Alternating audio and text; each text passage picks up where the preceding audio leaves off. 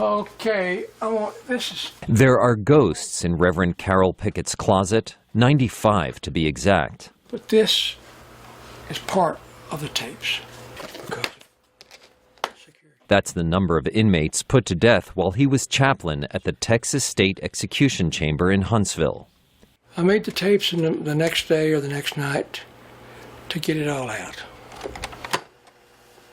He admitted he was nervous, and it showed in quite some way, many ways, that he was scared. Pickett keeps a scrapbook of the 1974 prison siege that killed 2 employees who belonged to his church.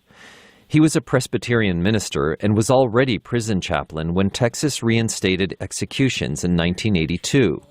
He favored the death penalty until execution number 33, Carlos de Luna.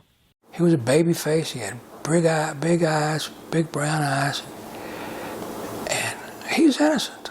You know, I knew he was innocent. I knew about talking to him and listening to him. De Luna was convicted for the fatal stabbing of a gas station attendant.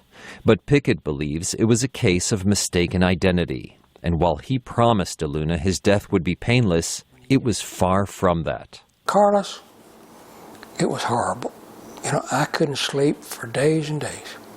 Pickett came out against the death penalty after retiring in 1995. He is now a powerful voice in the movement to abolish it. When they're losing a loved one to the state of Texas.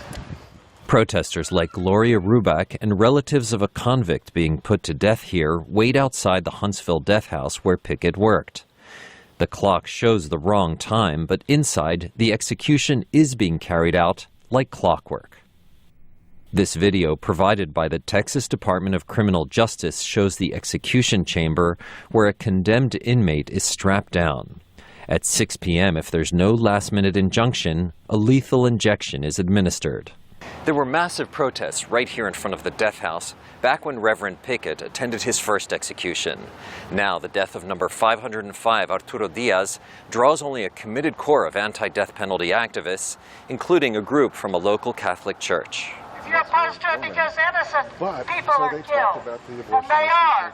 One of the things is that when we execute, we take away the possibility of redemption. Father Fred Vallone, the priest, believes change is coming. Well, you know, I think state by state, people are realizing that the death penalty is against our moral fiber. But not Texas Governor Rick Perry. He supports the death penalty and says Texas has never executed an innocent person. Reverend Pickett disagrees. So I was witness to a murder, but on the names of the state. It's over. The family has just come out of the death house, and Texas has another notch on their belt. After it's over, everyone goes home. But this is a town that's defined by what just happened. A local restaurant sells what it calls a killer burger. And across town at the prison museum, the implements of death are on display. Huntsville resident Richie Harris says he's familiar with the moral arguments against capital punishment. Well, I agree with that who are we to judge? And I understand that. But it's also important to understand that if you kill a man, and it's proven that you have killed him, he deserves the death sentence in the state of Texas.